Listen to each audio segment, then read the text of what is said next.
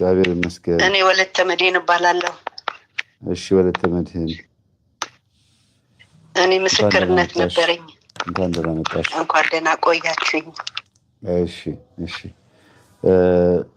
ብዙ ጊዜ ስትጠይቁ ጥያቄው ላይ ትኩረት አድርጉ። የግዴታ የቤተሰቦቻችሁን ታሪክ መተረክ አይጠበቅባችሁም። እኔ ስፈልግ እጠይቃችኋለሁ ወደኋላ ሄጄ። አሁን እህታችን ከአንቺ በፊት የነበረችው በጣም ረጅም ሰዓት ስለ ቤተሰቦቿ ስታወራ ሰዓቱን ገደለች። 9 ደቂቃ 10 ደቂቃ ሙሉ ማለት ነው። እና ትኩረት ማድረግ ያለብን ጥያቄው ላይ ቢሆን፣ ካስፈለገ የቤተሰብ ነገር ጠይቃለሁ እኔ ራሴ ማለት ነው። እሺ አጠገብሽ የሚንኳኳ ነገር አለ? አሁንስ? እሺ እና እኔ ምስክርነት ነው ያለኝ። ጥሩ፣ ደስ ይላል። መጀመሪያ ያው በመምህር ግርማ ነው እኔ የሚያወቅኩህ አንተን እና ከትምህርቶችህ በጣም ተጠቅሜያለሁ። እግዚአብሔር ይስጥልኝ፣ በጣም አመሰግናለሁ። መስገድም መጸለይ ገጠመኞችህንም በመስማት ራሴ ትዳሬንም በቃ ተለውጠናል። በአንተም በመምህር ግርማን ትምህርት ማለት ነው። በጣም ላመሰግናችሁ እፈልጋለሁ መጀመሪያ እና ብዙ ጊዜም ላገኘህ እፈልግ ነበረ። መምህርንም ለማግኘት እፈልግ ነበር፣ ግን ያው አልተገናኘንም። 15 ደቂቃ ነው ጥያቄ። አሁን እየተናገርኩ ሰዓታችሁን ተጠቀሙበት። ወደ ጥያቄው ቀጥታ ግቡ እያልኩኝ ያለሁት። ይቅርታ ግን እሺ። እኔ እናት አመሰግናለሁ። እሺ እና ያው እኔ ምስክርነት ነው እና ለሁሉም ነገር በጣም አመሰግናለሁ ለማለት ነው። ያው ለቅዱስ ቁርባንም በቅተናል። በትምህርታችሁ ተቀይረን እኔም ባለቤቴም ለቅዱስ ቁርባን በቅተናል እና በጣም ነው የማመሰግነው። ምስክርነት ብዙ ነው ያለኝ። በቅዱስ ገብርኤል ቀን ማለት ነው ዛሬ የቅዱስ ገብርኤልም ስለሆነ በአብሳሪነቱ ብዙ ተጠቅመናል። ብዙ በአብሳሪነቱ እግዚአብሔር በቅዱስ ገብርኤል አብሳሪነት ብዙ ነገር አድርጎልናል። ሁሉንም ነገር በቅዱስ ገብርኤል አብሳሪነት ብዙ ነገር ነው ያደርገልን እግዚአብሔር ማለት ነው። ቅዱስ ቁርባንም ሐምሌ መድኃኔዓለም የዓመቱ አዲስ አበባ መጥተን ቅዱስ ቁርባን ወስደናል እና ቅዱስ ቁርባንም በሐምሌ 27 በመድኃኔዓለም ቀን ነው የተቀበልነው እና በጣም ነው የማመሰግናችሁ። ደስ ይላል። እስቲ እግዚአብሔር እናመስግን። ሁላችሁም ላይቭ ላይ ያላችሁ በሙሉ አመስግኑልኝ እግዚአብሔር። ለቅዱስ ቁርባን መብቃት ማለት በጣም ደስ ይላል። በነገራችን ላይ ትምህርት አዳምጦ ቅዱስ ቁርባን መቀበል በጣም ትልቅነት ነው። ለምን ሰው ገፋፍቶት ቅዱስ ቁርባን የሚቀበላለ፣ ሰይጣንን ፈርቶ የሚቀበላለ፣ መገለጥን አይቶ የሚቀበላለ። ግን ወንጌልን ሰምቶ መቀበል በጣም በጣም ትልቅነት ነው። ምንም ምክንያት ያለምንም ምክንያት እንዲሁ የህይወት ምግብ ነኝ ስላለ ብቻ መቀበል በጣም በጣም በጣም ትልቅነት ነው። የመጀመሪያ ትልቁ ነጥብ ይሄ ነው። ስለዚህ እግዚአብሔር ይመስገን።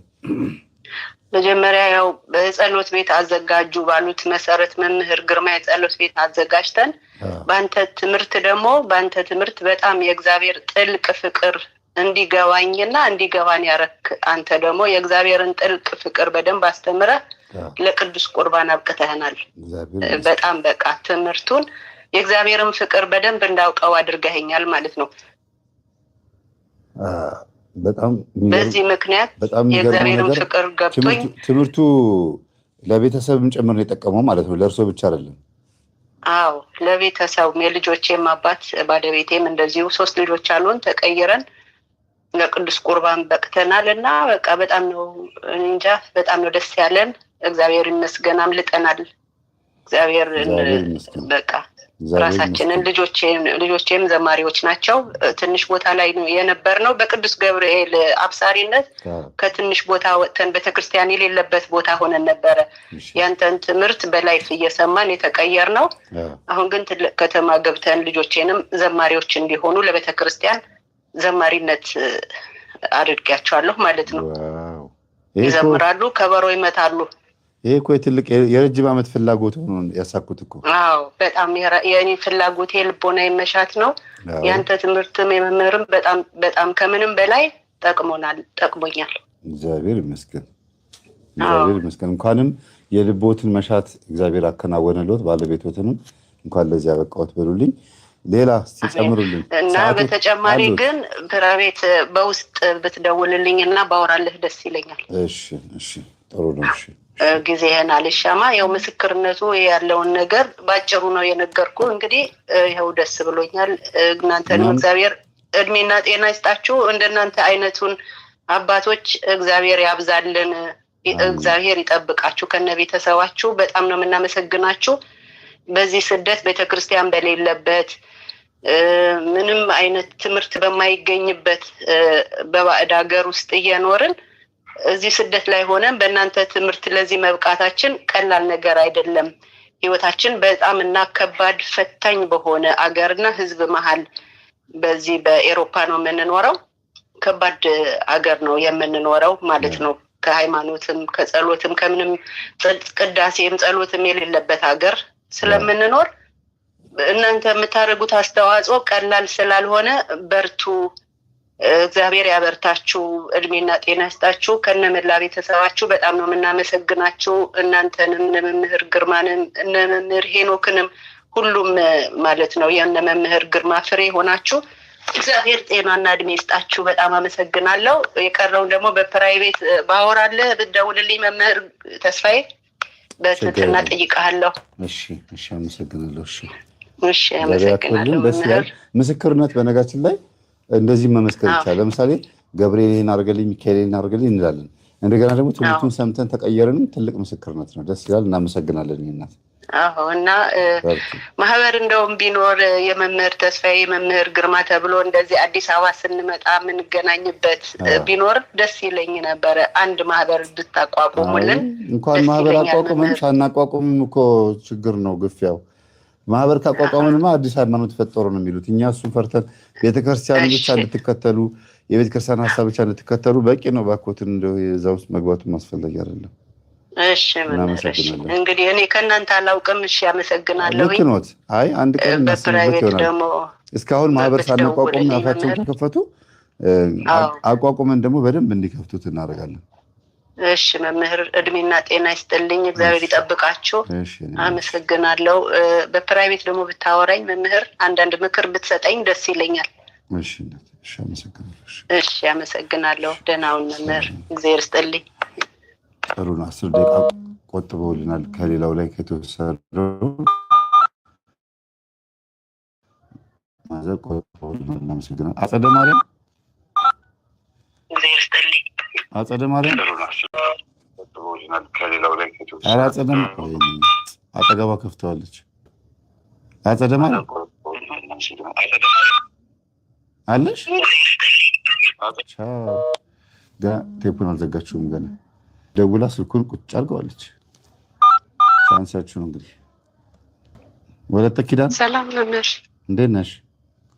አቤት ሰላም ነሽ? እግዚአብሔር ይመስገን። ላይቭ ላይ ነሽ? አናደረሳችሁ ላይቭ ላይ ነሽ? አዎ ላይቭ ላይ ነኝ። እሺ እንኳን ደህና መጣሽ ብለናል። እንኳን ደህና ቆያችሁ። እንኳን ለወራዊ ለገና ነው ለመላክ ለቅዱስ ገብርኤል ወራዊ መታሰቢያ እንኳን አደረሳችሁ። እሺ እሺ እናመሰግናለን። እንኳን አብራ ደረሰን። ምን ነበር መምህር ማለት በግል ጉዳይም ላወራ ፈልግ ነበር። አሁን ላይ ግን ስለማላገኝክ እኔ በቅርብ ቀን ለመጣህ ነበረ እና ጓደኛ ምናምን መያዝ አልቻልኩም። ማለት ተማሪ ነን፣ ያንተ ተማሪ ነች። በቲክቶክ ነበር ያወቅኩክ። አሁን በቴሌግራም ነው የበለጠ ትምህርትንም የተከታተልኩት እና ፋሚሊዎቼ ቆርበዋሉ፣ ለደሙ ለስጋው በቅተዋሉ። እህቴም እንደዛው። እኔ እንዳጋጣሚ ነው ስክሮል እያደረኩኝ ያገኘሁክ እና እጅግ በጣም ነው የማመሰግነው። ብዙ ነገር አለ ግን ከራሴ መጀመር ስለምፈልግ ትዳር መያዝ በጣም ነው የምፈልገው። ቢያንስ እድሜ ወደ 27 እጠጋለሁ ወይ ደግሞ 28 ማለት ነው። እሺ እና ጓደኛ ለመያዝ ስል ብዙ ነገር ይበላሽብኛል። ማለት ጸባይም ይቀየራል። ለመያዝ ስፈልግ ደግሞ ጓደኛ የሚባል ይጠፋብኛል። በቃ ብዙ ነገር ማለት በቃ ብዙ ነገር ይቀየርብኛል። ብቸኝነት ስሜት እንዲሰማኝ ያደርገኛል። ግን አሁን ላይ እግዚአብሔር ይመስገን ቢያንስ ብቸኝነት ስሜት እንዳይሰማኝ ያድርገኛል። ሁለተኛ ደግሞ በቅርብ ሰዓት ላይ ነው አባቴን በህይወት ያጣሁት። እግዚአብሔር ይመስገን ደሙ ስጋው በቅቷል። ግን ያው ብዙ ነገር ስላለ ነፍስ ይማር። አሜን። እሺ አሁን ምንድነው? አይዞሽ አትፍሪ። ትንሽ ፈርተሻል መሰለኝና ዋና ጥያቄሽ ትዳር ነው የምትፈልጊው ወይስ ሌላ ጥያቄ አለሽ? ሌላ የህይወት ጥያቄ? ማለት ብዙ ነገር እጠይቃለሁ፣ ግን ብዙ ተማሪዎች ደግሞ አንተ ስለሚፈልጉ የበለጠ በትዳር ጉዳይ በተለይ በራሴ ጉዳይ ሲቀጥል ደግሞ በህቴ ጉዳይ ስላለ በራሴ ጉዳይ ነው ራሳችሁን መጀመሪያ አድኑ ስለምትል ለዚህ በራሴ ጉዳይ ልመጣል ስለፈለኩ ነው። እህቴ ቆርባለች፣ ያለችው ሌላ ሀገር ናት። እኔ ደግሞ አልቆረኩም። እዚህ መጥቼ ቅርብ ሰዓት ላይ ነው የመጣሁት። ወደ ኢትዮጵያ ልገባ ስለምፈልግ ትዳር መያዝ ስለምጠላ በተለይ ትዳር ለመያዝ ናይ ችግር የለም። ቀጥታ እኔና ቢሮ ስምሽን ስጪ፣ ለብቻው የሚመዘገብበት ቦታ ስላለ ከዛ በኋላ ደውዬ አናግርሻለሁ። ግን መቼ እስቲ አሁን ልጠይቅሽ፣ መቼ ነው ይህን ትምህርት ማዳመጥ የጀመርሽው? ስለ መናፍስት ሴራ አውቀሽ መስገድ፣ መጾም፣ መጸለይ፣ ንስሐ ገብቶ ቅዱስ ቁርባን መቀበል ወይም መቀጥቀጥ፣ ይሄን አይነት አካሄድ መቼ ነው የጀመርሽው? እንደውም የዛሬ ዓመት መሰለኝ የሆነ ሰዓት በጣም እኔ በቲክቶክ ነው ያየሁት። የተሳደቡ ምናምን ኮሜንት ላይ አይቼ ነበረ። እንዴ ማን ሆኖ ነው የሚሳደብ? የሆነ ሰዓት ታመ ሆስፒታል ራስን ሆስፒታል ገብተን መሰለኝ። ከዛ በፊት የነበረው ላይፍሽን ንገሪኝ። ምን አይነት ህይወት ውስጥ ነበርሽ? ወይ ከዛም በፊት ያለማየ ልጅ ነኝ።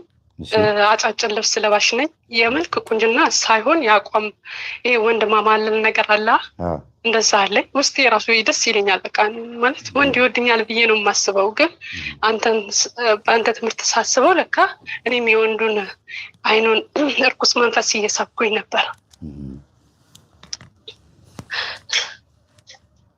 ለዛ አሁን የአጭር ልብስ ለባሽ ነኝ፣ ሱሪ ለባሽ ነኝ። እኔ የጅማ ልጅ ነኝ።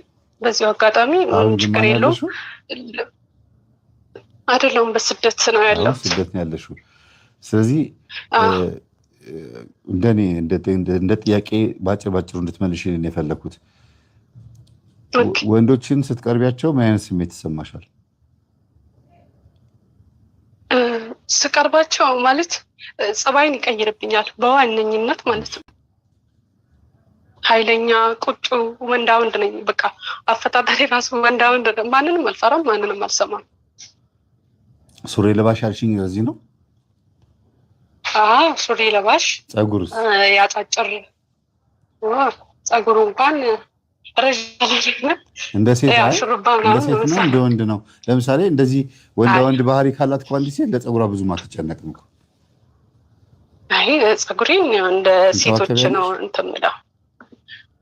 እንክብካቤ ይሄ ሜካፕ ምናምን ተጠቃሚ አይደለም እኮ።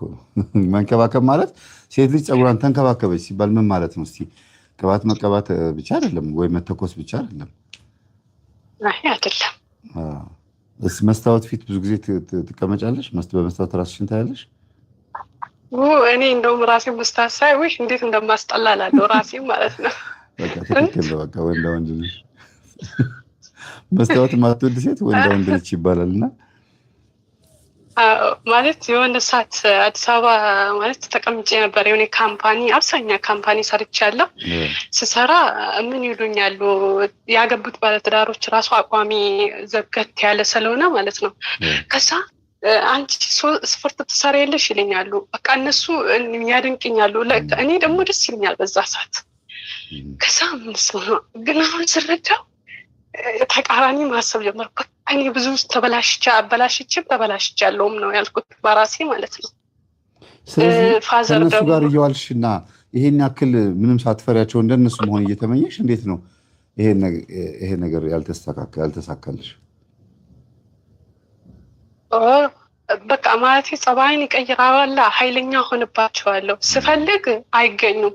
እነሱ ሲፈልጉኝ ደግሞ እኔ ጸባይን ይቀይርብኛል። በቃ ያሉኛሉ ማለት ነው። ለምሳሌ ምን አይነት ጸባይ ነው?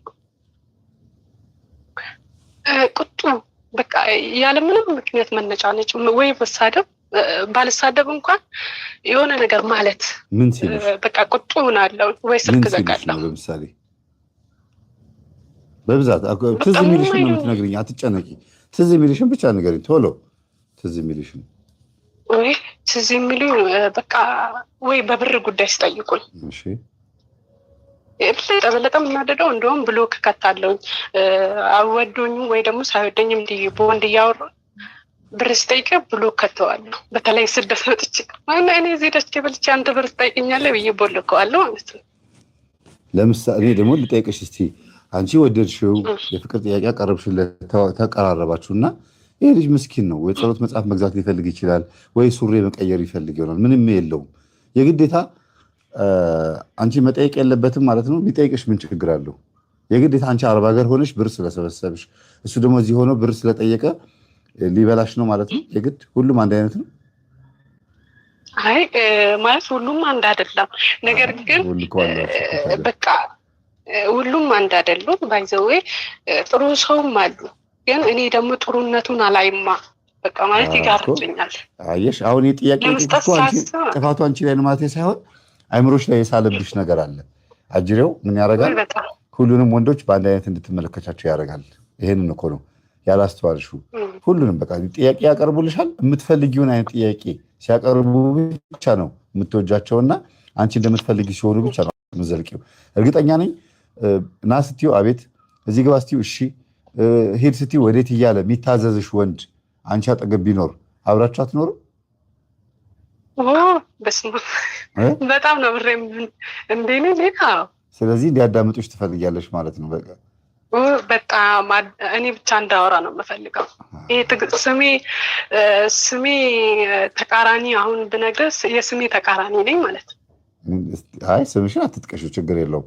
ግን ቅድም ምን አልሽኝ?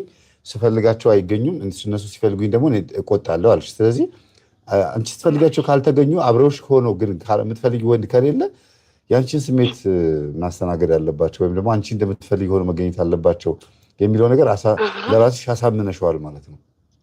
እንዲያ በጣም ማለት ራሴን አሁን ምን መሰለክ ማለት ይሄን ነገር ያመጣብኝ በዚህ በ2 ዓመት ውስጥ ነው። የሆነ ቦታ የሆነ አድርጌ ነገር ያደረኩት ነገር ስላለ ነው የበለጠ እንዲያን ነገር እንዲያደርገኝ ያደረገ ባህሪን የለወጠው ማለት ነው። እስቲ የምትነግሪኝ ነገር አለ? ባህሪሽን ስለለወጠ ጉዳይ በደንብ ታብራሪኛለሽ ወይስ ወደ ሌላ ጥያቄ እንዝለል? ባህሪን የለወጠው እንዴት መሰለ፣ እኔ ከዚህም በፊት ማለት ላይፍ ስለሆነ ትንሽ ለመናገር ከብዶኝ ነበር፣ ግን ችግር የለውም እናገረዋለሁ። እኔ ማለት ብዙ ልክ ትምህርት እንደጨረስኩኝ ትምህርት አይገባኝም፣ ተስፋ መቁረጥ አለ። ይሄም እያደረገብኝ በቃ እኔ በህይወቴ ጠንቋይ ቤት ሂጄ አላውቅም። በህይወቴ ማለት ነው። ጠንቋይን ላይ እንመጣላ በቲቪ ነው የማውቀው። ከዛም በቃ ጓደኞቼ ሄዱ፣ ያገቡ፣ በብዛት አረብ ሀገር ተሰድዱ። በቃ እኔ ከማን በታች ነኝ? ፋሚሊዎቼ ከኔ የሚጠብቁት አይደሉም፣ ራሳቸውን የሚችሉት ናቸው። በቃ አላቸው ከሚባሉት ናቸው ማለት ነው በገጠሩ ሁኔታ። ግን እኔ ከቤት ውስጥ ኃይለኛ ቁጡ ነኝ።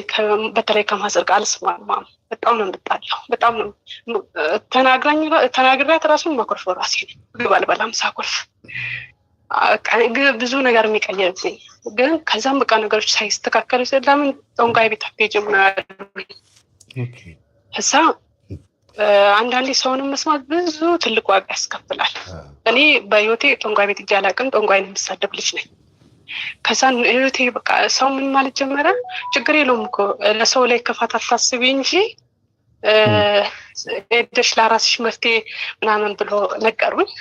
ሁሉም ነው የሚሏት እችንማ በቃ እየሄድኩኝ ደርሼ ተመለስኩኝ። መድኃኒዓለም ለእኔን የማታሳካልኝ ነው ያልኩት። ለምንድን ነው የማታሳካ? እንዲህ ቦታ እንዲህ ፈልገንም ምናምን አልኩኝና በቃ ራሴ ነው ከመድኃኒዓለም መዋቀስ ጀመርኩኝ። በቃ አስታንም ሲቀርት ለምን ይሄዳሉ በቃ አልኩኝ። ከዛም ሄድኩኝ። ጠንቋዩ ሊደፍረኝ ነው የፈለገው ማለት ብዙ ነገር አለ። ከዛም በቃ ሄድኩኝ። እዛ ሂጄ እዚህ መጥቼ ነው እንደውም የስለት ምናምን ያው ለመድኃኒዓለም እንዲያደርጉልኛል ስለት ምሳሌ ነገር የለም እንደዛም ተሳልኩኝ። ግን በጣም ነው የሚቆጨኝ። አንተ ሳላቅ ነበር ያን ብር አንስቼ ሰጠኝ ማለት ነው። ሀሳብ ብዙ ነገር ቀየረ። ለዝሙት የግል ወሲብ ማለት የግል ወሲብ ወንዶች እንዲጠይቁኝ ያደርጋል። ራሴ ባላደርገው ወንዶች እንዲጠይቁኝ ያደርጋል። በስልክ በሶሻል ሚዲያ ተዋውቂ ማለት ነው። ይሄን ነገር አባላሽብኝ ይበለጣ ማለት ነው። ስለዚህ እንደዚህ አይነት ቦታ ከሄድሽ በኋላ ሁሉ ነገሮች ተቀያየረ፣ ባህሪሽ ተቀየረ ማለት ነው። በጣም ድሮም ኃይለኛ ነኝ ሲባል አሁን ደግሞ ኃይለኛም ባሉ ዝም ማለት የማውራት አዳምጡኝ ባይ ስሙኝ ባይ። እንግዲህ እንድትደመጪ የምትፈልጊ ከሆነ አንድ የሆነ አንቺ ጋር አንድ ነገር እንዳለ ታምኛለሽ፣ የሚጠቅም ነገር አለ ብለሽ ነው የምታምኚው እና የሚያዳምጥሽ ሰው አለ? የሚያዳምጠኝ አንድ የእናቴ ልጅ ናት ማለት እህቴ ናት።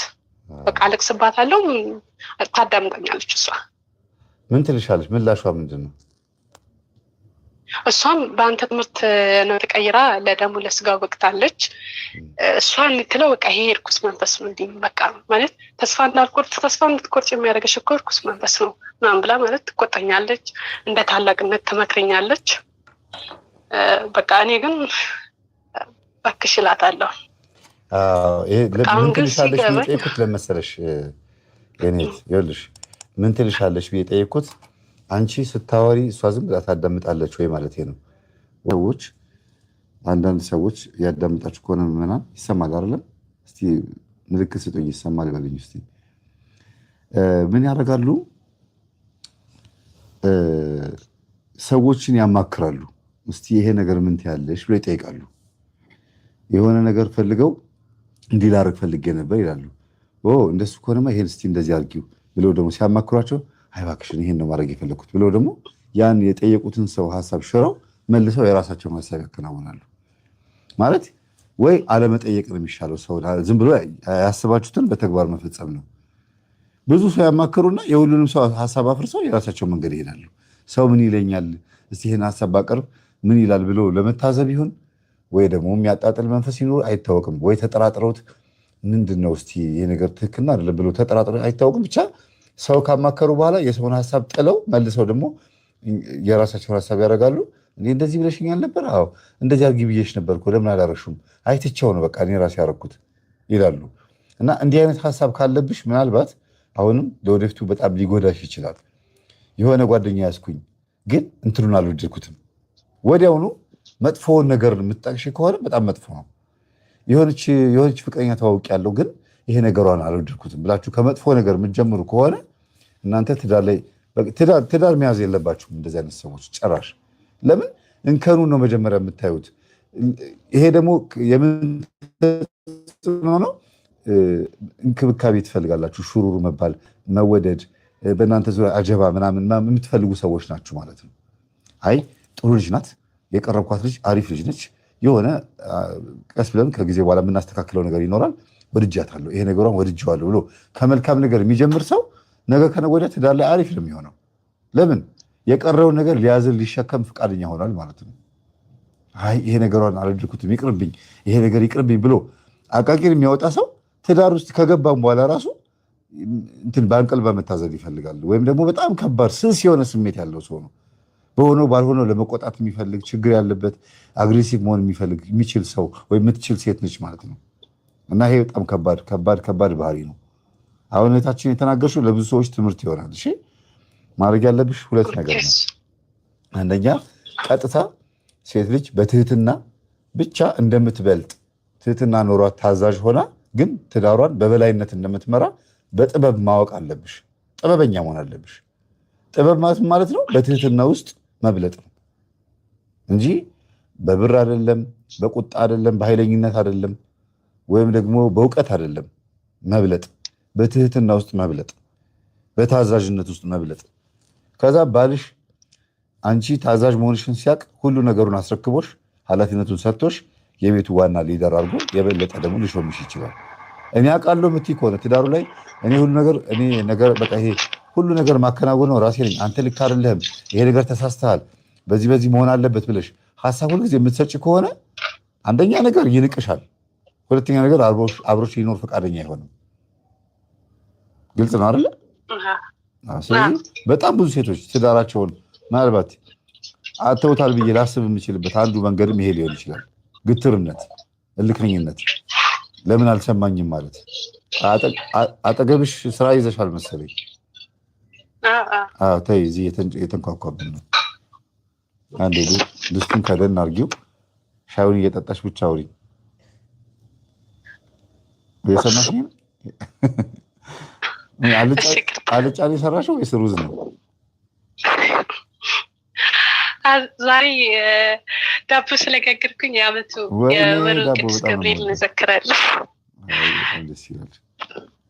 ለማንኛውም ትህትና የሚባለውን ነገር ተለማመጁ። እሺ፣ በዓለም ላይ አሸናፊ ሴቶች፣ በጣም ጥበበኛ የሚባሉ ሴቶች ዓለምን እየመሯት ያሉት በትህትናና በብልጠት ነው እንጂ በኃይል፣ በቁጣ፣ በጉልበት በፍጹም የትም ቦታ ላይ። እናቶቻችን ራሱ በደንብ ብለሽ ታዘቢያቸው። የትኞቹ እናቶች ቁጡ ሆነው እስከ ድረስ ዘለቁ፣ የትኞቹ እናቶች ትህትና ኖሯቸው እንዴት አይነት ኑሮ ኖሩ የሚለውን በደንብ አገሽ ቼክ አድርጊ። አይደለም በዚህ በመናፍስት ውጊያ በምናስተምረው በእኛ ቀርቶ በእናቶቻችን ራሱ እና ቻይነት፣ መቻል፣ ማዘል፣ መሸከም የሚባል ነገር አለ። ማዘል፣ ማቀፍ፣ መሸከም፣ እነዚህ ሁልጊዜ የምናገራቸው ነገሮች ናቸው። ግዴታ ነው እና ህፃን ልጅ ብቻ ለምታዝዩ ባልሽንም ነው፣ ችግሩንም ነው የምታዝዩ፣ ደስታውንም፣ እንደገና ደግሞ የቤተሰቡንም ፍቅር፣ ሁሉ ነገር ነው የምትሸከሚ። ያ ሰው ወደ ህይወትሽ ሲመጣ የአንቺን እንደሚቀበል ሁሉ አንቺም የሱን ትቀበያለሽ እና የግዴታ ራስሽን ማዘጋጀት አለብሽ። ለምሳሌ የሆነ ቦታ ይቀጥርሻል፣ የማትፈልጊ ቦታ ሊቀጥርሽ ይችላል። አንዳንዴ እሱ ደስ እንዲለው ብለሽ የምትሄጅበት ሁኔታ ሊኖር ይችላል። ግን ማሳወቅ፣ እዚህ ቦታ የመጣሁት ለአንተ ብዬ ነው፣ ይህም ቦታ አልወደድኩትም ብለሽ መጥተሽ በተግባር ገልጸሽ ከዛ በኋላ ከስሜቱ መረዳት። አንቺ ደስ እንዳላለሽ እያወቀ እዛ ቦታ ላይ የሚቀመጥ ከሆነ የተወሰነ ነገር እንትን ያስፈልገዋል፣ ምክር ያስፈልገዋል ማለት ነው። አይ ደስ ካላለሽ በቃ እንቀይር ካለ ደግሞ እሱ ደግሞ ለአንቺ ኮንፈርት ዞን ወይም ምቾት ቀጠናሽን እየመረጠልሽ ነው ማለት ነው። እና አንዳንዴ ደካማ ጎኑ በደንብ ፈትሾ ማወቅ ዘላቂ የሆነ ሰላምን ያመጣል፣ ዘላቂ የሆነ ፍቅርን ያመጣል። ካላወቅሽው ግን ሁልጊዜ ቱግ ማለት ነው፣ ሁልጊዜ መጣላት ነው የሚሆነው አይደል? አዎ። ይህንን በዚህ እንቋጨው። በውስጥ በኩል በደንብ አናግርሻለሁ። እሺ፣ በርቺ። ቤተሰቦችሽ ደስታሽን እንደሚያዩ ተስፋ አደርጋለሁ። ስትመጪ ደግሞ ቢሮ መተሽ ስምሽን አስመዝግቢ። መምህር፣ አንድ እልም ያየሁት ነበር። አጠር ያለ ነው። ሰዓት 5 ደቂቃ ራሱ አልፏል። በጣም ይቅርታ።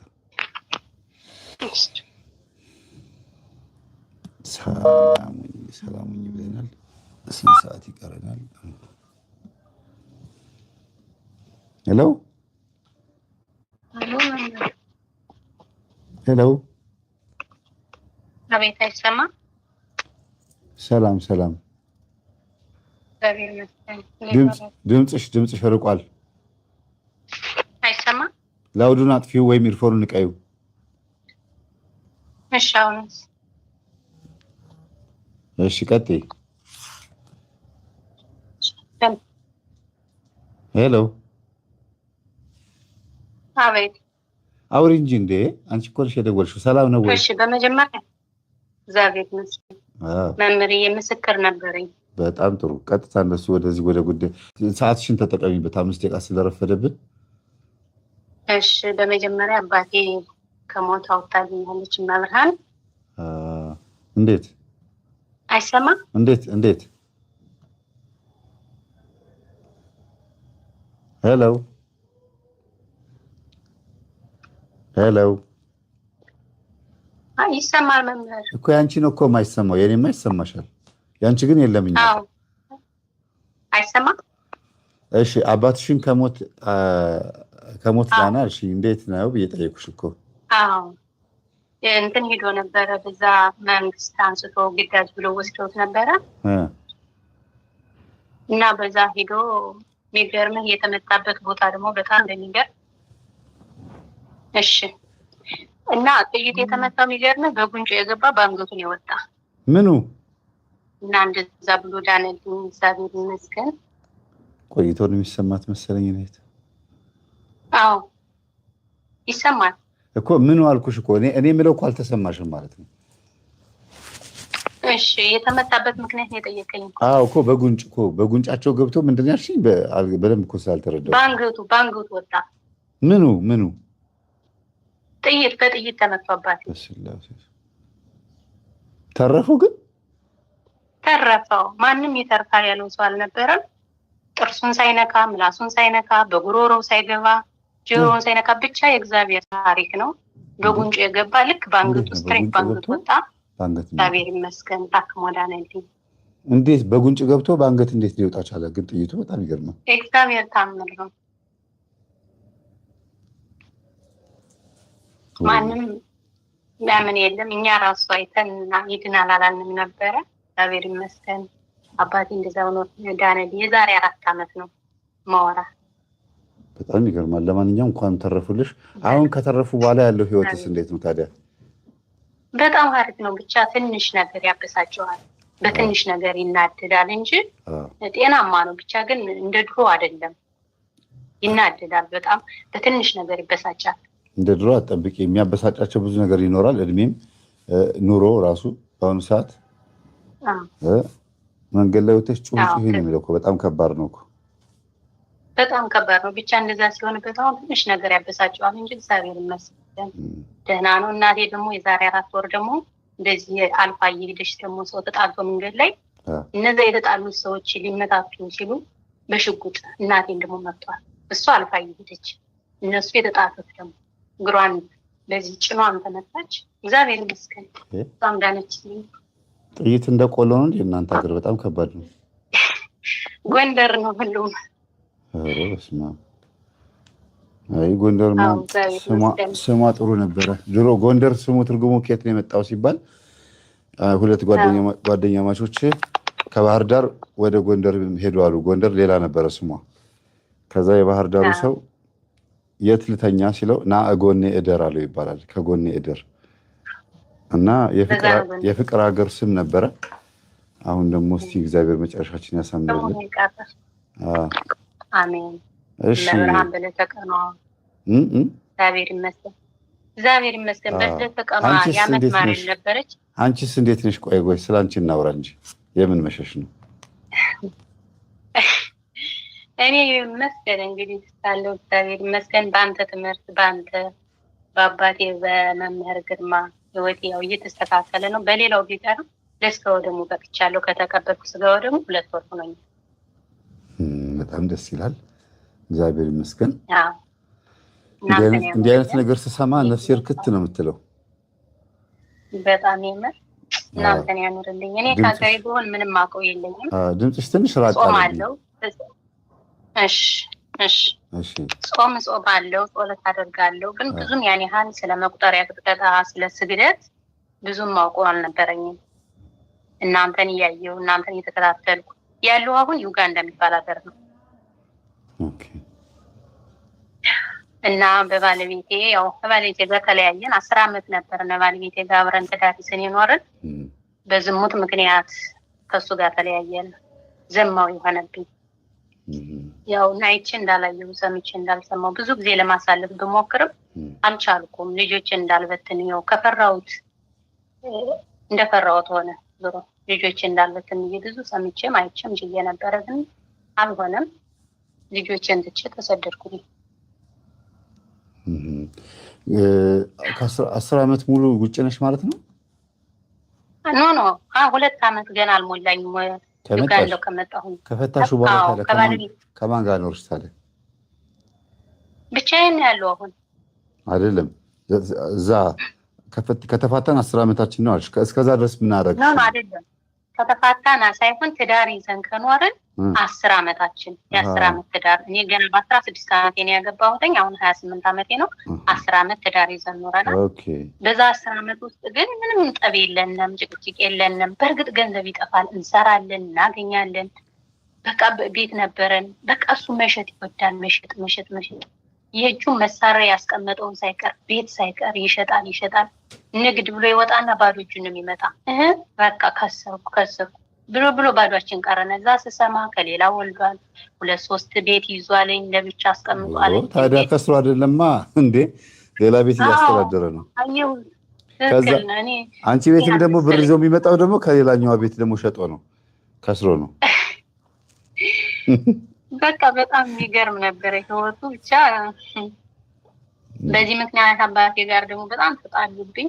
እንዴት 10 ዓመት ተቀምጣ ባዶ እጇን ታወጣታለህ? ቢያንስ 4-5 ቤት ነበረ፣ አንድ ቤት እንኳን ለምን ሳይደርሳት ብሎ ደግሞ በሱ ጋር ተጣሉ።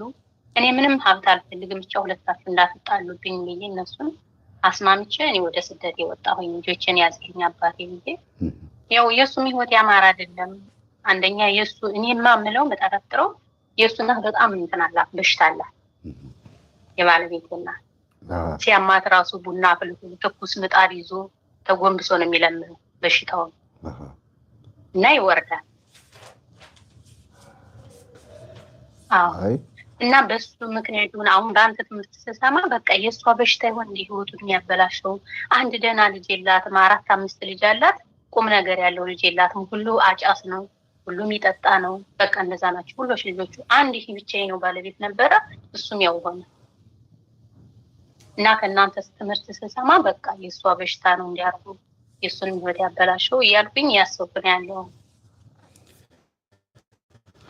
ስለዚህ አሁን ዋናው ምንድን ነው ትልቁ? እስቲ ፕሮግራምሽ እስቲ ንገረኝ። አሁን የደወልሽበትን ምክንያትም ልወቀው። አንደኛ በምስክርነት ለምስክርነት ነው አንደኛ የደወል።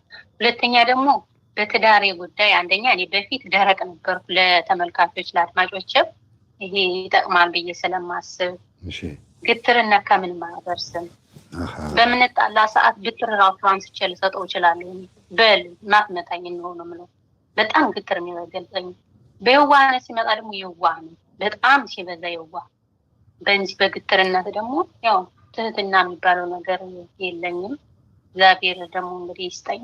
ለቀጣይ ለማገባውም ሆነ ከእሱ ጋር ተስማማውም ሆነ ለቀጣይ የሚሰጠኝ ደግሞ ጥረት አድርጉልኝ ላለው እግዚአብሔር ቀጣዩን ጊዜ በጣም ያሳምርልሻል፣ ያስተካክለዋል ብዬ አስባለሁ። ለምን አንደኛ ከመጀመሪያው ስለተማርሽ፣ ሁለተኛ ደግሞ ይህንን የእኛን ትምህርት ስላዳመጥሽ፣ ጠላትሽና ወዳጅሽን በደንብ ስላወቅሽ በብልሃት ትሄጃለሽ ብዬ አስባለሁ።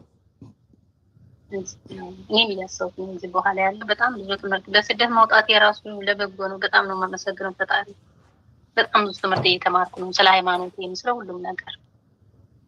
ኦኬ አሁን ነው እድሜ ጤና ይስጥልኝ። በአንተ ትምህርት ብዙ እየተለወጥኩ ነው። ከዚህ በኋላ ልለወጥ ስለምችል ክብር ነው። የተጋለጠ መንፈስ አለ? የተጋለጠ መንፈስ የለም። እሺ፣ ግን ሁሌ በህልሜ ምልክት የሰጠ ይዞልኝ ስጮህ ነው ማለት ነው። ምልክት የሰጠ በህልሜ የሆነ ምልክት የሰጠሽ ያሳየሽ ነገር አለ እግዚአብሔር? በህልሜ ሁሌ መንፈስ የተነስቶ ስጮህ፣ አንዲት ታናሽ እህቴ በፊት ቡዳ በልቷተኝ ለፍልፋ ጮሃ ወጥቶላት ነበረ እና ሁሌ በህልሜ ደግሞ ማያት እሷን ነው። ተሷ ላይ ያለው ህይወቷን አበላሸው። ምን ወደ እሷ ነው ሁሌ በህልሜ ነው። ምንም በጋሃዴ እንደዚህ ያለ ነገር የለም። በቤቱም ራሱ ማንም መንፈስ የተነስቶበት የሚጮህ ሰው የለም ከቤታችን። ስለዚህ ጸበል ብትገቢ በደንብ ብትተጊ ሊሸኝ የሚችል መንፈስ አለ ማለት ነው አንቺ ላይ? ሊኖር ይችላል። ግን አሁን ባለሁበት ታይም ደግሞ ምንም ጸበል መሄጃም ጊዜ የማይኖረኝም አይመችም ያለሁበት ሁኔታ። እሱ እግዚአብሔር ሲፈቅድ ነው የሚሆነው። ግን ይሄን ጠይቁሽ ለምንድን ነው? የተጋለጠ ነገር ካለ ስሙ ማን ዛር ከሆነ በትክክል ይሄን ዛር መሸኘት አለብሽ። ትዳር ውስጥ ስለሚረብሽ መስተፋቅርም ካለ ቡዳም ካለ ከምትወጁ ከእኔ ከምትዩ ሰው ጋራ ባህርሽን በቤት በኩል ሊቀያየረው እንደሚችል በደንብ አድርገሽ ማሰብ አለብሽ። መንፈስ ሳይሸኝ ወደ ትዳር ውስጥ መግባት ይቻላል፣ ግን ዋጋ ስለሚያስከፍል አንዳንድ ጊዜ እንደው ቢሸኝ መልካም ነው ብዬ አስባለሁ። ከተሸኘ በኋላ አግቡ ሳይሆን ወይም ሳይሸኝ አታግቡ ማለት ሳይሆን አንዳንዴ ጸባያችሁን ባህሪያችሁን ሊቀያይረው ስለሚችል የሚረዳችሁ ሰው አጠገባችሁ ከሌለ ከባድ ነው። የሚረዳ ሰው እኔም ደግሞ ሲሄድ ነበር የሚገርም በፊት እዛ ኢትዮጵያ እያለሁኝ ደብተራ ቤት ሄድ ነበር። በጣም ብዙ ጊዜ ባለቤቴ ጋር ራሱ ሴት ጋር ሲሄድብኝ ተው ብለው ብለምነው ጸሎት ባረግ በቃ ፈጣሪ ምንም አልሰማኝም ትዳሬ እንዳይፈርስብኝ ምንም አማራጭ የለኝም ብዬ አንዲት ሙስሊም ነበረች እና ከሷ ሄድኩኝ መድኃኒት ሰጠችኝ። ይህን ቀቢው እና ከሌላ ሴት አይሄድ ማለት ግን ምንም ሊያሽለው አልቻለም። ባሰው ከሌላም ይሄዳሉ። በቃ በጣም ብዙ ደብተራ ቤት ሄጃለሁ። በጣም ብዙ እግዚአብሔር ይመስገን ለምሳሌ በቅቼበታለሁ እንጂ በዚህ ልክ ደግሞ እናንተ ስታስተምረው የሰማው ደግሞ ከደብተራ ቤት በሄዳችሁ ቁጥር መንፈስ እየያዛችሁ ትመጣላችሁ በሚል ትምህርት ደግሞ ሰምቻለሁ። በዚህ ደግሞ አሁን ተገብቶብኛል። በጣም ብዙ መንፈስ በሄድኩ ቁጥር አይደል? አዎ በደንብ ነው። ከመጋባትም አልፎ መንፈሱ ባንቺ ላይ ተጽዕኖ እንደፈጠረ የሚያሳየው ምንድን ነው? የዛን ሰውዬ ባህሪ ይዘሽ ነው የምትመጪው። የዛ የሄድሽበትን ሰውዬ ባህሪ በቃ ምንድነው ባህሪው? አንቺ ላይ የተገለጠ ነገር ካለ ልክ እንደሱ ጠጭ ከሆንሽ አጫሽ፣ ቃሚ ወይም ደግሞ ነገረኛ፣ ተንኮለኛ፣ ቤተክርስቲያን የምትዳፈሪ በተለይ የደብተራ መንፈስ ያለባችሁ ሰዎች አንዱ ትልቁ ምልክታችሁ እግዚአብሔር ላይ ማመፅ፣ መገዳደር፣ ይሄ ቸልተኛ ኬርለስ መሆን፣ በሃይማኖት ነገር ላይ ዝም ብሎ ግድ የለሽ መሆን ምናምን። ለምን እነሱ እግዚአብሔር ንቀውት እግዚአብሔር ላይ ተረማምደው ስለሆነ ይሄን ነገር የሚያደርጉት ልክ እንደዛ ነው የምትሆኑት ሳታውቁት። የሚገርም ነው። ገና ሳንለያይ ይሄን የጠየቁት አንድ ደብተራ ነበረኝ እጄ ባለቤቴ ጋር እየተጣላሁ ስለው ከባለቤትሽ ጋር 3 ጊዜ ትለያያለሽ ነው በአራተኛው ቆርባችሁ ትገናኛላችሁ አለኝ። እንዳለኝ 3 ጊዜ ተለያየን ታረቀን ያው አሁን ተለያይተናል። እንግዲህ ደግሞ ምን አይተወቅም ያሉት አንዳንዴ ይደርሳል በል። አዎ ግን ይኸውልሽ አንድ ሲጋራ ሱስ ያለበት ሰው 10 ጊዜ ሄዶ ንስሐ ከሚገባ ሲጋራው እንዴት ማቆም እንዳለበት ቢማር ይሻላል ይባላል። እና አንቺም 10 መታረቅ መለያየት አይደለም። ለምንድን ነው የምትጣሉት? የምትታረቁትስ ደግሞ ምን ፈልጋችሁ ነው? የሚያስታርቃችሁ የዝሙት ጉዳይ ነው? ዝሙት ከፈጸማችሁ በኋላ የምትለያዩት? ይሄ በደንብ መታወቅ አለበት። የእርቃችሁ መንስኤም የጸባችሁ መንስኤም ካልታወቀ አትገናኙ ይሻላል። ለምን ሰው ቢታዘባል? ጥሩ ነው እኮ። እንደዛ ከሆነ ደግሞ መናናቅ አለ፣ አወኩሽ ናኩሽ አለ ማለት ነው አይደል? አንደኛ እንደዛ ነው። ሁለተኛው እሱ ደግሞ ዘማዊ ነው፣ ይሄዳል ከሌላ በዛ ነው ጣባችን በቃ ሌላ ጠብ ይላል። እኮ እሱ ከዚህ ነገር እንዲገላገል ካደረግሽው እኮ ከመቼውም ጊዜ በላይ ይገዛልሻል፣ ወይም ደግሞ ከመቼውም ጊዜ በላይ ያከብርሻል። ከዚህ ነገር እንዲገላገል ብቻ አንቺ ጸልይለት፣ ትህትና ይኖርሽ። ያው እንግዲህ ተለያይተናል። አርግለታለሁ አሁን ይኸው ጸሎት እያደረኩለት ነው። አርግለት። የልጅሽ አባት ነው አይደል? ስንት ወለደ? አባት ነው 2 አሉ። በቃ የልጆችሽ አባት ከሆነ ጸልይለት። ነገ አባዬ ብለው ወደሱ ሲሄዱ ግዴታ አባታችን ብለው ማለታቸውና የሆነ ነገር መፈጠሩ ስለማይቀር ባትታረቁም እንኳን ጸልየሽለት ንስሐ ሲገባ ማየትን የመሰለ መታደል የለም። በዛ ላይ ጸባዩን ስለምታውቂው ትረዳኛለች፣ ታቀኛለች። ደካማ ጎኔን መሸከም አልቻለችም እንጂ ወይም ደግሞ አሰቃየኋት ስለዚህ እኔ አልገባትም ብሎ የሚያስብ ትሁት ሊሆን ይችላል፣ አይታወቅም። ያንን ጸባዩን ያንን ሴሰኝነቱን ወይም ዘማዊነቱን ሊቆጣጠረው ስላልቻለ ብቻ ተለይቶች ሊሆን ይችላል። አንዳንድ ጊዜ ሰዎች ጥፋታቸውን አምነው ይለያሉ። አንዳንዶቹ ደግሞ ልክ ነኝ የማደርገው ነገር ብሎ ይለያሉ። ስለዚህ ይሄ ሰው በምን እንደተለየሽ የልቡን ስለማታውቂ ጸልይለት፣ እግዚአብሔር ቀና ነገር ሊፈጥርልሽ ይችላል። አንቺ ነሽ የምትረጂውም አንቺ ነሽ። የምትረጂው በጸሎት ነው፣ የምትረጂው ደግሞ ደካማ ጎኑን በማወቅ ነው። አዎ እንግዲህ ያለበት ቦታ አንደኛ ስልክ አይሰራም፣ አግብቷል፣ ምናምን ወልዷል። አሁን ባለበት ታይም ግን እኔ በጸሎት አስበዋለሁ፣ አንገናኝም። ግን በስልክ ብዙ እሱ ያለበት ቦታ ስልክ አይሰራም። አየሽ አንቺ እንደተለየ አግብቶ ከወለደ የሆነ መቋቋም የማይችለው ነገር አለ፣ አልተረዳሽውም ማለት ነው። አንቺ ዘማዊ ስለሆነ ስላመነዘረብሽ ልይዞሽ ተናደሽ ልክ እንዳልሽው እኔ በቃ እንዴት በኔ ላይ ምናምን ብለሽ ሊሆን ይችላል። ግን በተወሰነ መልኩ ደግሞ ምን አለ መሰለሽ ችግሩን ስላላወቅሽለት ቶሎ ብሎ እሱም በቃ እጥፍ ይላል። እጥፍ አንድ ሰው ከሆነ መስሪያ ቤት ሲባረር ይኸውልሽ እቤት በቃ ከስራ ተባረር ያለ ብሎ ቤት ከተቀመጠ የሆነ ደሞዙ አያሳስበውም ማለት ነው። ወይ የቤት መሶብ አለ ወይ ጓደኛው ገንዘብ አለ ወይ ደግሞ የማያሰጋው ላይፍ ነው ያለው። ግን የሆነ መስሪያ ቤት ቀይሮ ወጥቶ ከሆነ መስሪያ ቤት ወጥቶ ሌላ መስሪያ ቤት በፍጥነት ፈልጎ ከገባ የሆነ እንዲቋረጥበት የማይፈልገው የሆነ የላይፍ ስታይል አለ ማለት ነው። አንቺም ደግሞ ከአንቺ እንደተፋታ እንደተለያያቸው አንቺ አረብ ሀገር ስትሄጂ ሌላ ሴት ካገባ በቃ ደካማ ጎን አውቆታል ማለት ነው። ይልጅ እሱ ልጅ ይወዳልኝ። አሁን ዋነኛው ደግሞ የእሱ ምክንያቱ ደግሞ እኔ በኦፕራሲ ነው 3 ጊዜ አንድ የመጀመሪያ ልጅ ሞቶብኛል። እዛ በኋላ ደግሞ እነዚህ ሁለቶችን የወለድኩና በኦፕራሲን የወለድኳቸው እና ሽማግሌ ቀምጦ ሊያስታርቀም በቃ እኔ በዛ ገንዘብ በማጥፋቱ ሴት በመያዟ ጎረቤታችን ናቸው ደግሞ የያዛቸው። የሚገርም ቡና የምንጣጣበት ቤት ነው እና ለምን እንደዚህ ያደርጋል ብዬ ሲይዘው ለሽማግሌዎች ምን አለ 2 ሴት ትፍቀድልኝ አለ። እኔ እሷን ወዳታለሁ፣ ትወደኛለች፣ ቤተሰቦቻችን ይዋደዳሉ። ግን በፍቃደኝነት እሷ ከዚህ በኋላ ብዙ ስለማትወልድ እኔ መውለድ ስለምፈልግ 2 ሴት በፍቃደኝነት ትፍቀድልኝና እነሱም ወልድ 2 ሴት ማለት ነው ተቀማጭ የኔ በላይ ማለት ነው። እኔ ያለው የእስላም ዛር አለበት እንደ ሰው እንደ እንደዛ አላቸው። ክርስቲያን ኦርቶዶክስ ነው። አዎ ኦርቶዶክስ። አይ በቃ ልጅ ስለሚወድ ብቻ ሳይሆን የእስላም ዛር አለበት። በቃ በትክክል እንደዚህ ነው። አንድ ማቀው አንድ ማቀው ሰው አለ ልክ እንደዚህ ነው የሚያደርገው። የእስላም ዛር ያለባቸው ሰዎች ተጨማሪ ሌላ ነገር ይፈልጋሉ። እንደዛ አለ እና ለዛ ይመስለኛል። ለማንኛውም ይሄን አዳምጪ እስቲ። ይሄን መምህር ምህረተአብ የተናገረው ነው። እሺ ሰውን መርዳት የኪስ ጉዳይ ነው። ሰዎችን መረዳት የልብ ጉዳይ ነው። ሰውን መርዳት የኪስ ጉዳይ ነው። ሰዎችን መረዳት የልብ ጉዳይ ነው ነው። ገባሽ?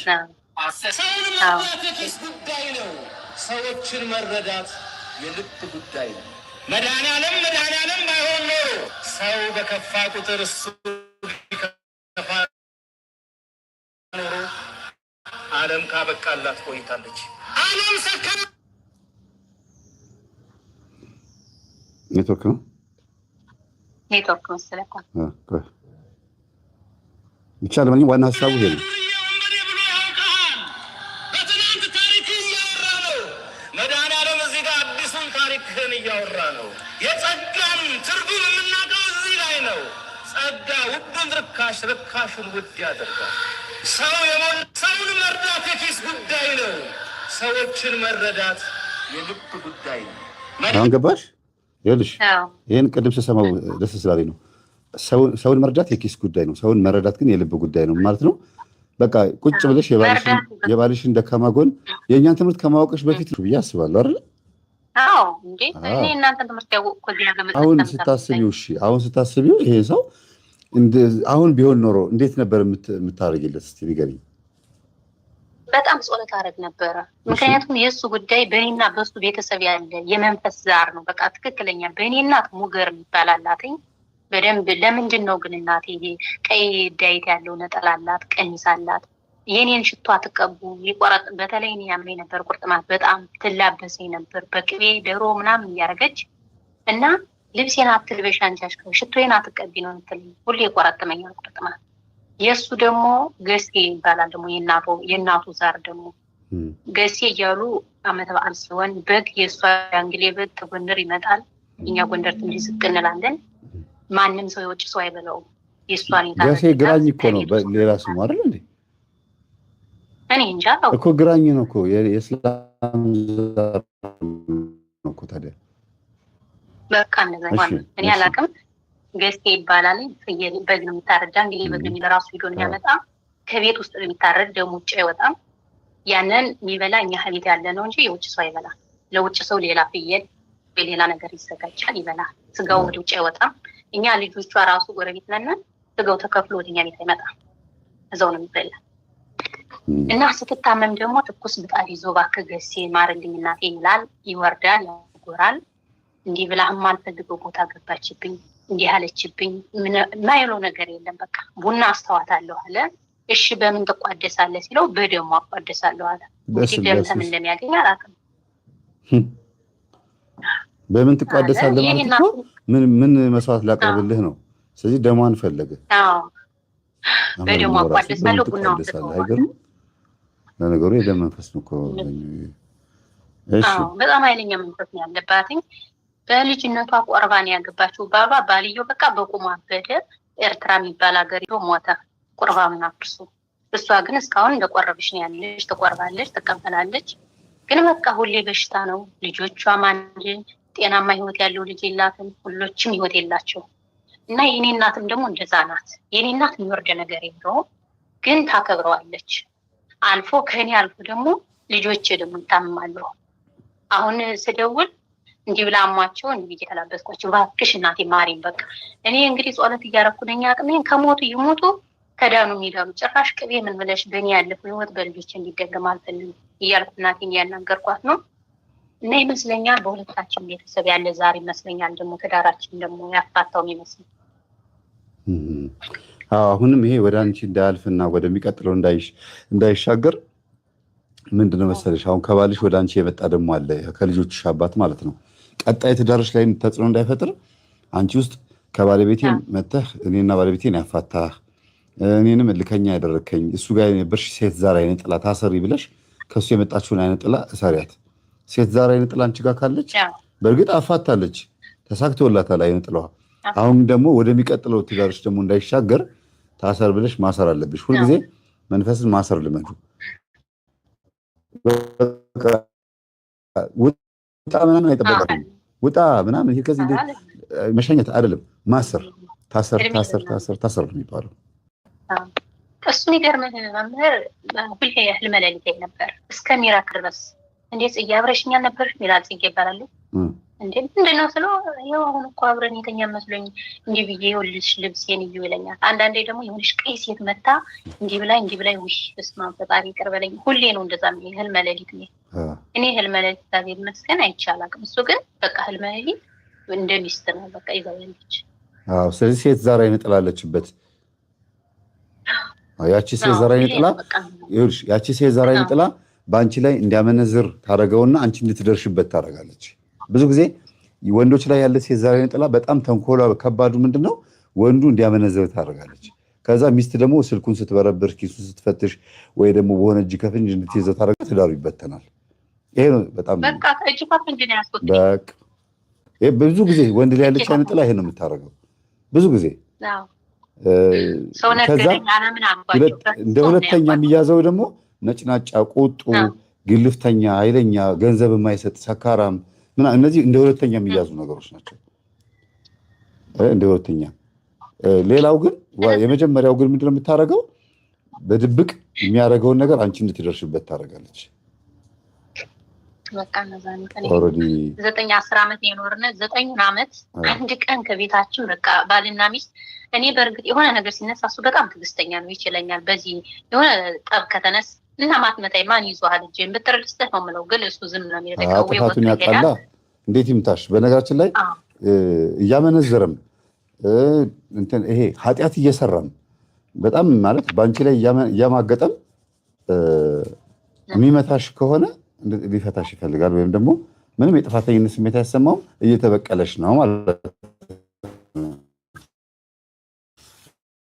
ግን ጥፋት እያጠፋ እያመነዘረ እንትን የሚለው ስለሚያዝን ነው። በሚያደርገው ነገር ያዝናል። በራሴ ጥፋት ነው እኮ እንደዚህ የምትሆነው፣ ከእሷ በላይ እኮ እኔ ይሄን አጥፍቻለሁ ብሎ ስለሚያስብ በጣም ሊታገስ ይችላል። መታገሱ ግን እንደው እንደ ጸባይ ተወስዶ ሳይሆን ይሄ እንዴት ነው አለ አይደለ? እኩል ለእኩል የመሆን እሱም የሚያጠፋው ጥፋት ይታየውና ይጸጸታል። ከዛ አንጻር ሊሆን ይችላል የሚችልሽ ማለት ነው። አዎ ይችለኛል። እዛ ግን ጎንደር 2 ጊዜ ደበደበኝ። አንዴ ከልጆች ፊት ነበር። የሚገርመኝ በጣም ያዘንኩ። እስካሁን ድረስ ይጠሉታል። አታሽብኝ አባቴ እሺ ትንሿ ልጅ አሁን አባቴን ስሙን አታንሽብኝ ትለኛለች አለች አያቷ። ሁለቶች ቁጭ ብለው ነበረ። ጠጥቶ መጥቶና ራት እየበላን በራት ገና ራቱ ሳይነሳ መስሪያው ሳይነሳ ከዛው ደበደበኝ። ልጆች ቁጭ ብለው ነበር። ሁሎችም ሽንታቸውን እዛው የሚለቀቁት ተብዛቸው ወይ ያሉ ጎረቤት የለም። እዛ ውጭ አለኝ። የሆነ ዘንዘን አለና በዚህ ዘንሽን ብዬ እጄ እንዳታሳስቢ ውጭ ከቤት አለ። እንግዲህ ከሌቱ 6 ሰዓት ነው የመጣ። 6 ሰዓት ተነስቼ እኔ ስንበር ስከፍት ልጆች ደግሞ ተነስተው ቁጭ አሉ። ከዛ ታቅርበን እየበላን ማለት ነው። እኔ አልበላውም ነበር እስኪመጣ። ከዛ ወጣሁ። ሌት ነው ልብስ የለኝም። ውስጥ ገበር ብቻ ነው ልብሽ ያለው። የት ልሂድ? ከዛ ወጥቼ ከአከራዮች ቤት ግቢ ከፍቼ ወጥቼ አንኳኩቼ ከነዛ አደርኩ። የ2 ዓመት ገና ህፃኗ አልሞላትም። ጡት እያጠባሁ ነበረ። ይዟቸው አደረ ሁለቶችን እና ከዛን ቀን ወዲህ በጣም ነው የሚጠሉት ነው የሚለው በጣም እና 2 ጊዜ ለበደበኝ። ያው እግዚአብሔር ይመስገን አንዴም ሳምንት እህል አላስበላኝ ብሎ ጭንቅላቴን መጥቶኝ በቃ ማላመጥ አልችል አጥሚት ነው ሳምንት የጠጣሁ። እሱ አይደለም ምንታሽ አይነ ጥላው ነች የደበደበች አልፈታ ስትያት አልፈታ አልሻታ ቢያመነዝር ምን ቢል አልፈታ አልሻት። ከዛ ፈነከተች። እኔማ ልጆች እንዳይበተኑ ብዬ ነው በጣም የታገስኩ። ሰው ራሱ የእሱን ታሪክ ሳወራ እኮ በጣም የሚያምን ሰው የለም። የሴት ልጅ ትልቁ ኳሊቲዋ እኮ ይሄ ነው። ልጆቼ ከሚበተኑ የሚለው ኳሊቲዋ ትልቁ ብላ እንትኗ በቃ ትግስቷ የመጀመሪያው ልጆቿ ናቸው። በቃ ሁለተኛ ትዳር ከምንመሰረት ለልጆቼ ብዬ ይሄ ትልቅነት ነው እኮ። ግን ሞከርሽ መንፈሳዊ ባለመሆናችሁ ምክንያት ብቻ ትዳሩ ተበተነ።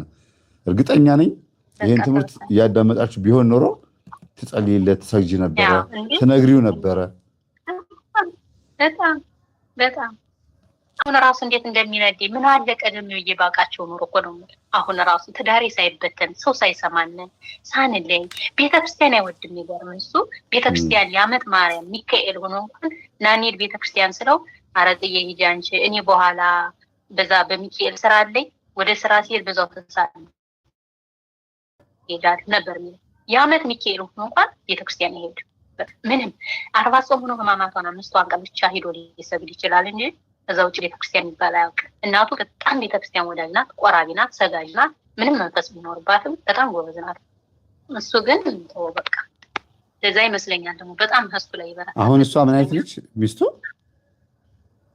እኔ እንጃ አላውቃትም። የት እንዳለች ስልክ የማይሰራበት ቦታ ነው ያሉ፣ እዛ ነው ያሉ አሉ። እንግዲህ ይኸውልሽ የአንዲት ሚስት ኤክስፒሪየንስ ልንገርሽና ምናልባት ይጠቅምሻል አንቺ እንደ ስንቅ ያዡ። ከዛ እንለያያለን ሰዓቱ ስለሄደ ማለት ነው። እንደ ገጠመኝ ነው የምነግራችሁ፣ በደንብ አዳምጡ። ልጅቷ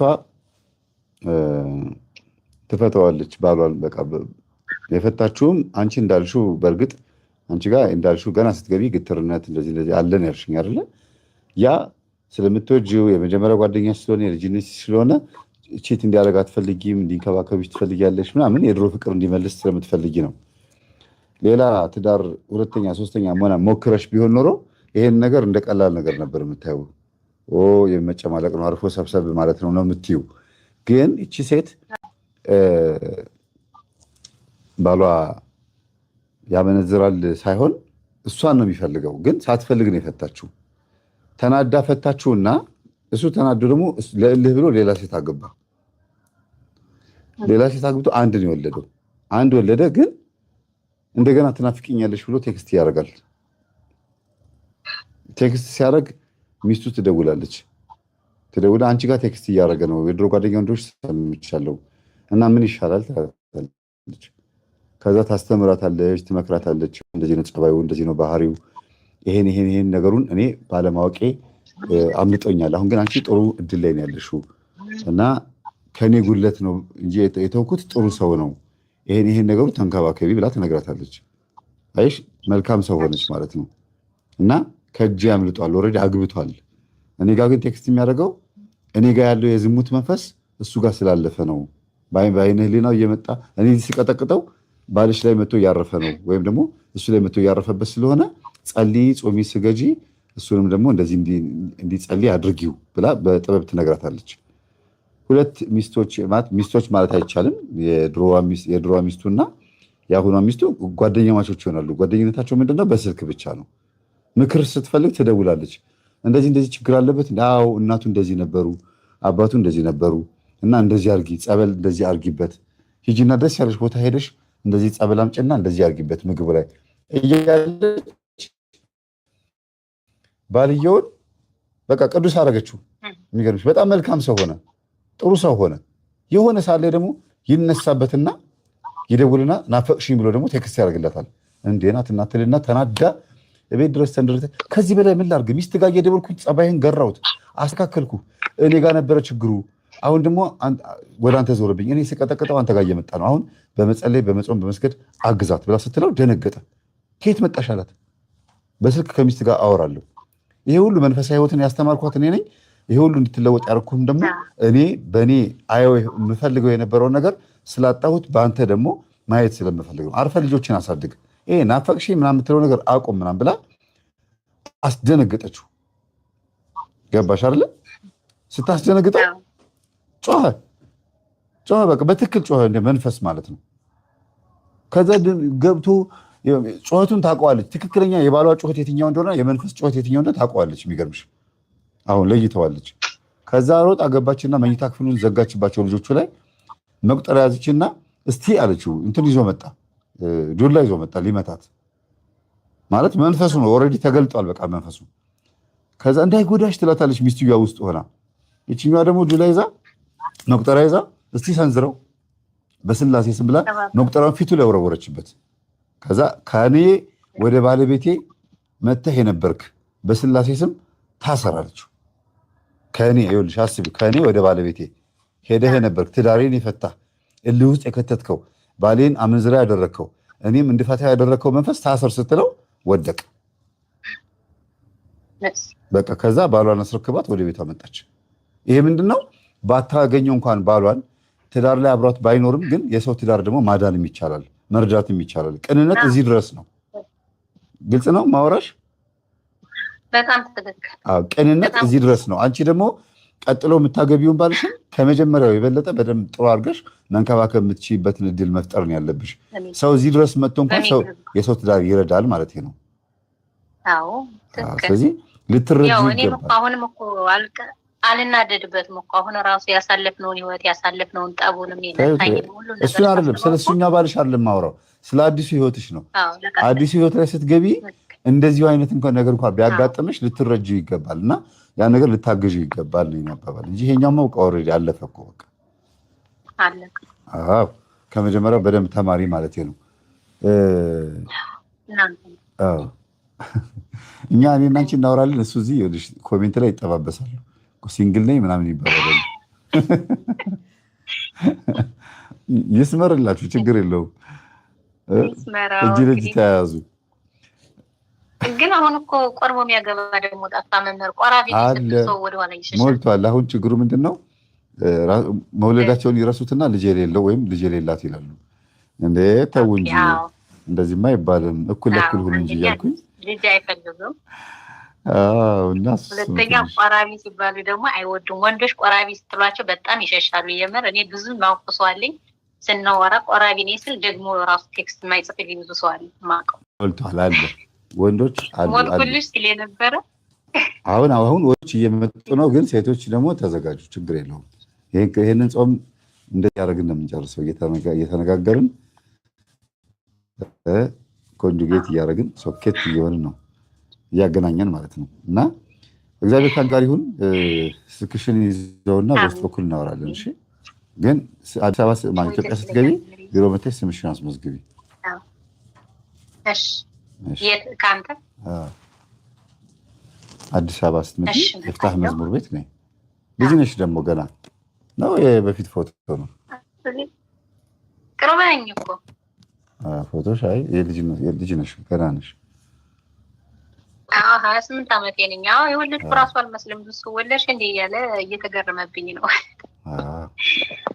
አሁን ሴት ልጅ እድሜዋ በጣም ወሳኝ ነው። ስለዚህ ለሴት ልጅ እድሜ በጣም ወሳኝ ነገር ስለሆነ አይርፈድብሽ። የሆነ በቃ ሰርቼ እጄ ላይ ገንዘብ አለ ስትይ ነይ። የግዴታ አንቺ ብቻ አለም ትዳሩን ሰርጉን ምናምን የምትደግሺው ያለውም ልታገኚ ትችላለሽ፣ የሌለውም ሊኖር ይችላል። አንተም ቢሆን ትድረኛለህ እና ታዲያ እሱን እኮ ለምልሽ እና የምልሽ በቃ ሰላም ሁኚ። እግዚአብሔር መምህር ተማሪዎች ሁላችሁ ሰላም ኑሩልኝ። በጣም አመሰግናለሁ። በጸሎታችሁ አስቡኝ። ሁለተኛ ኪዳን ብላችሁ አሜን አሜን። ደህና ደህና አሜን። እሺ ፕሮግራማችንን ጨርሰናል። እኔም ድካም እያለኝ ነው። ሙሉ ቀን በሆነ ጉዳይ ፍርድ ቤት ነበርኩኝና አንድ የምናስፈታት ተማሪ ነበረች። የፍርድ ቤት ኬዝ ነበረ። እንግዲህ ማልገባበት ጉድጓድ የለም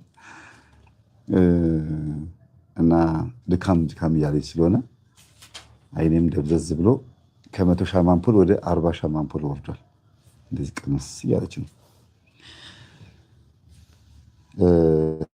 እንለያይ። በጣም ደስ ይላል። ነገ እንገናኛለን።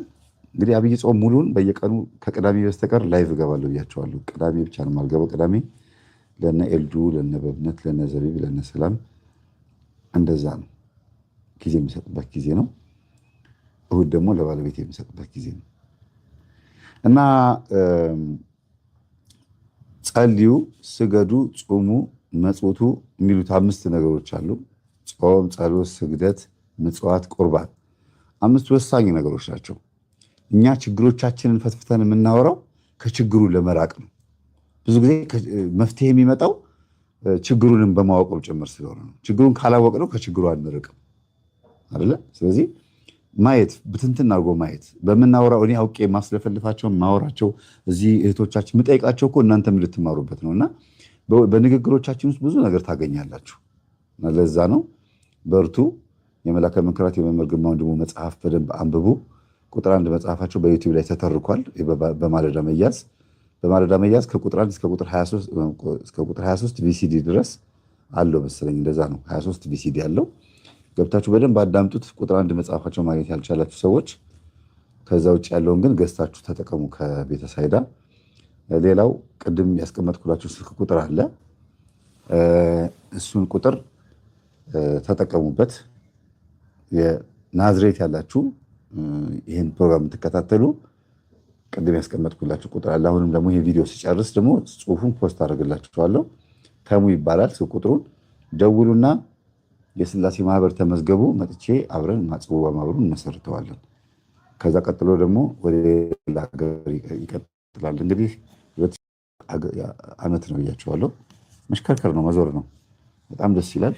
እየነገርኳችሁ እየዞርኩኝ ያለሁት ለምንድን ነው? አገልግሎቱ እንድታውቁት እንጂ ድሮ አልናገርም ነበር። እዚህ ሀገር ሄድኩ ብዬ አልናገርም። ለምን? ቀድሞ ወጥመድ ይጠብቀኛል። ከባድ ነው እና መናገሩ ከባድ ነው አንዳንዴ። ሌላው ማስታወቂያ ተርቢኖስ የጉዞ ወኪል ወደ መጋቢት 5 ተመዝገቡ። ያሁኑ አልቋል። ነገ ጉዞ ይጀምራሉ። ነገ በ20 ማለት ነው። ወንድማችን ሰሌም ሄዷል፣ ወደ ባህር ዳር ጉዞ አድርጓል። ዛሬ አሁን በዚህ ሰዓት ጉዞ ላይ ነው ያለው። ቅድም ሸኝቼ ነው እና ወደ ባህር ዳር ሄደዋል እንዳለ ተጓዦቹ። መጋቢት ማነው የካቲት 20 ብያቸው የነበረው ነገ ነው ጉዟቸውን የሚጀምሩት። የመጋቢት 5ቱ ግን ገና አላለቀም። ገና ጥያቄና መልስ ሁሉ አለ። 5 ሰው መወዳደር የሚችልበት ስፖንሰር ሁሉ አለ እና ለ5 ሰው የተዘጋጀ ስፖንሰር ሳለ ጥያቄ አውጥቻለሁ።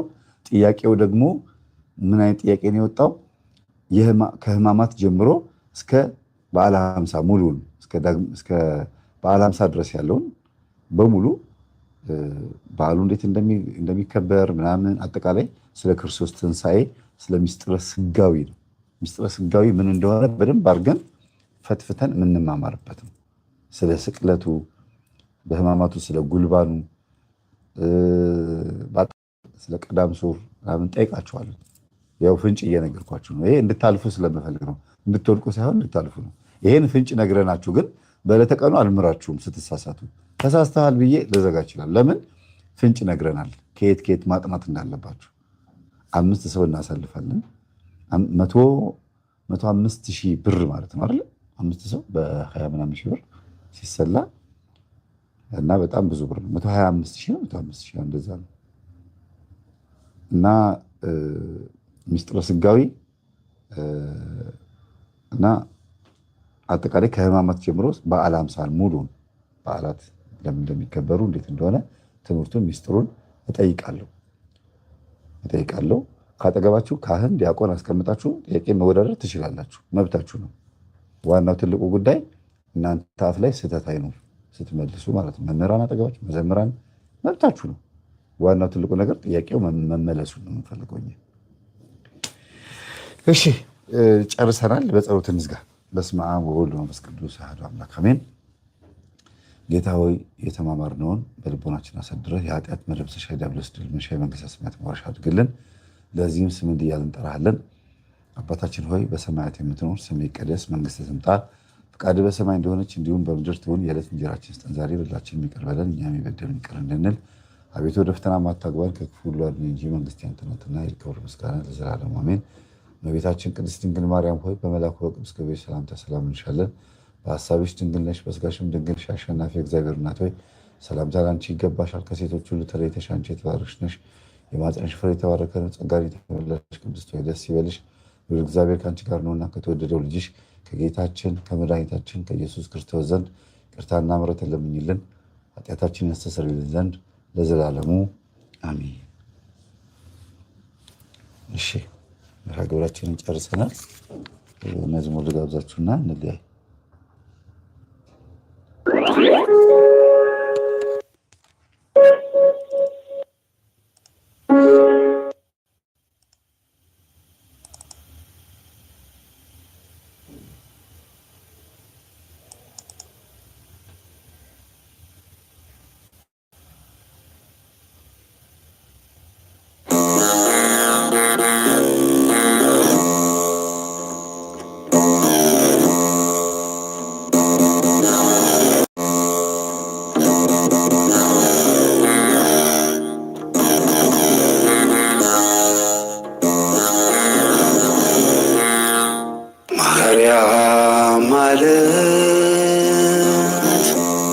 መርታ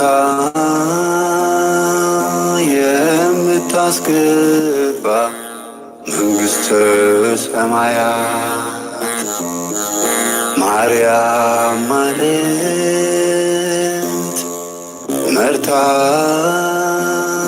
የምታስገባ መንግሥተ ሰማያት አንድም የጣፈጠች የዚህ ዓለም ማር ናት።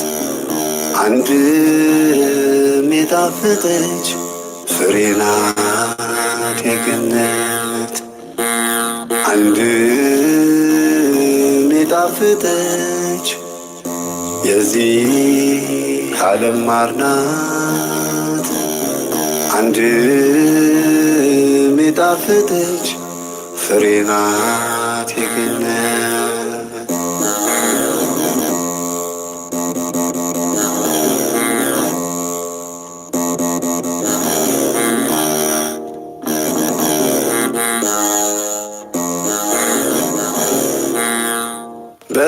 በፍኖተ ሎዛ ያዕቆብ ተኝቶ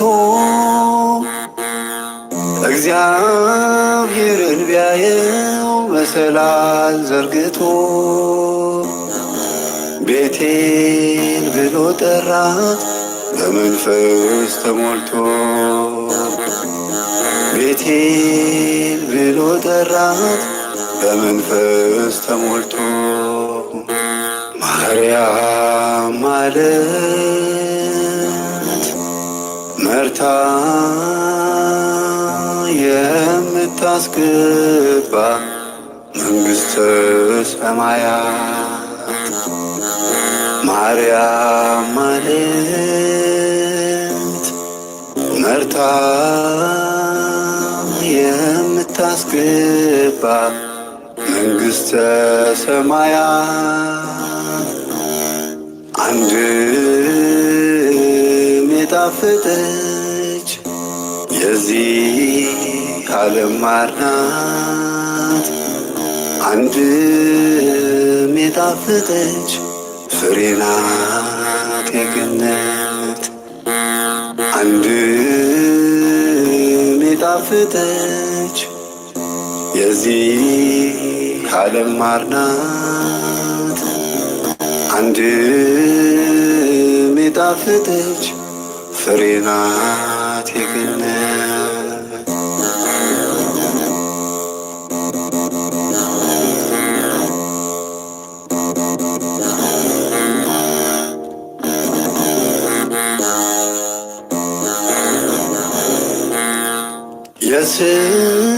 ማተርጓሚ ፍቅርና ሰላም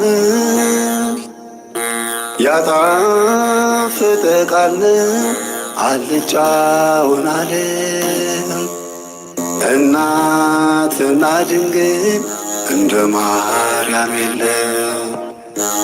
እናትና ድንግል እንደ ማርያም የለም። ማርያም ማለት መርታ የምታስገባ መንግሥተ ሰማያት። ማርያም ማለት መርታ የምታስገባ መንግሥተ ሰማያት